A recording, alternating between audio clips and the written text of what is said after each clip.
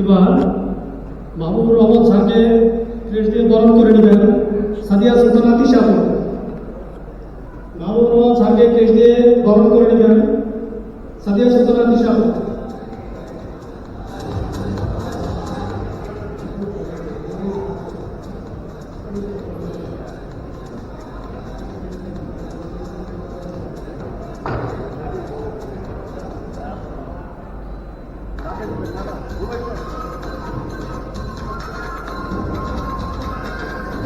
বিশিষ্ট ব্যবসায়ী মাহবুবুর রহমান স্যারকে ক্রেস্ট দিয়ে সম্মানিত করার জন্য আমি আহ্বান জানাচ্ছি সাদিয়া সুলতানা আপুকে। সাদিয়া সুলতানা তিশা।